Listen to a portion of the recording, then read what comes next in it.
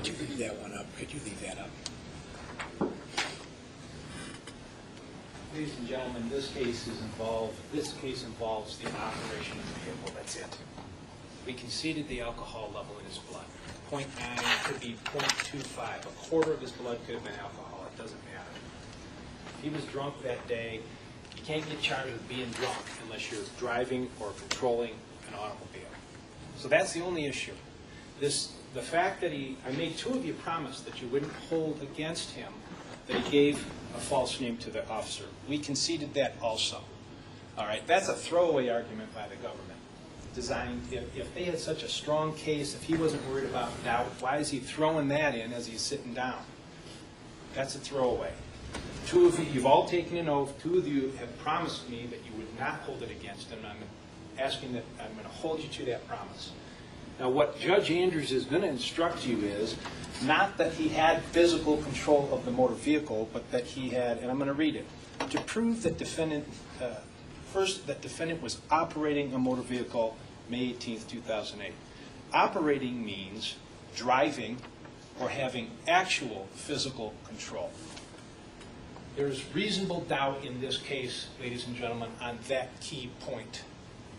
And that's why you need to give serious consideration to your conviction, to your duty here. If jurors among you are saying, come on, let's go, and you believe that he wasn't operating, you need to take this duty seriously.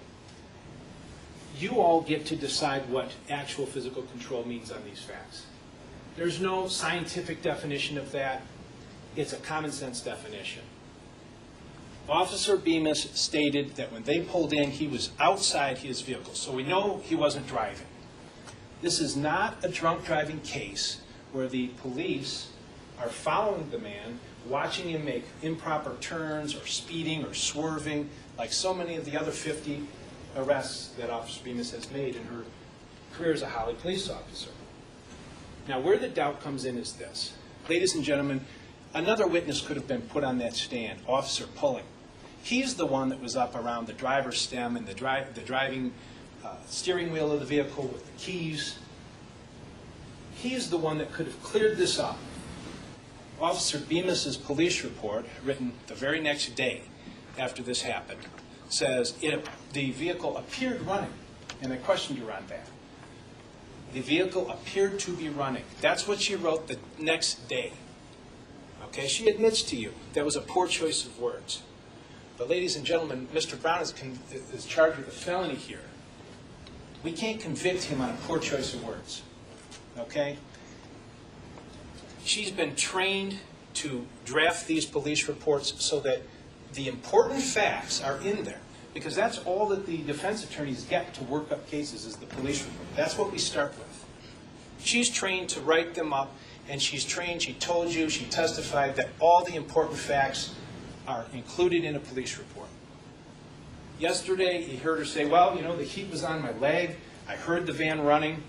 But you go back to the day after the drunk driving arrest of Mr. Brown, and it's the van appeared to be running. Half the story's missing here, ladies and gentlemen. Officer Pulling was up front with the van, with the keys and the driver. He could have testified that the keys were on the dashboard, that the keys were in Mr. Brown's pocket, that I had to reach in and turn off the key. You don't have that half of the story. That half is missing. I don't know why the government didn't put that witness on, but you don't have that. This bit about the van appeared to be running, that was in the police report, written the very next day after the arrest, that vague language, that equivocal statement could have been cleared up.